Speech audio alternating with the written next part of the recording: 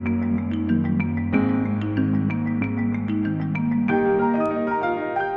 Grand Paris Express, ce sont 4 nouvelles lignes de métro, les lignes 15, 16, 17 et 18, avec 68 nouvelles gares et, de surcroît, le prolongement au nord et au sud de la ligne 14.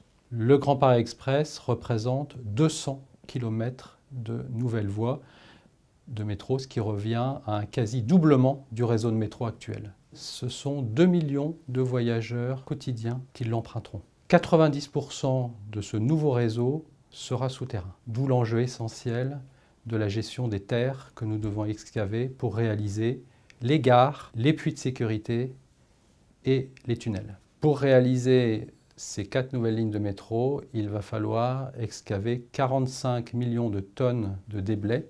Les principaux enjeux auxquels nous sommes confrontés pour la gestion des terres, ce sont des enjeux de gestion de sites pollués, des enjeux de traçabilité des terres que l'on excave et des enjeux de logistique qu'il faut assurer compte tenu des débits d'excavation, notamment par les tunneliers. En région parisienne, il y a beaucoup de sites pollués et naturellement, un grand nombre de gares sont implantées sur des sites qui ont connu des activités industrielles passées et qui peuvent avoir des foyers de pollution. Le parti qui a été pris, c'est de sortir les terres le plus rapidement possible de nos chantiers et ensuite d'assurer leur gestion hors chantier. Veolia fait partie naturellement des partenaires dont la Société du Grand Paris attend une contribution forte en matière de valorisation des déblais.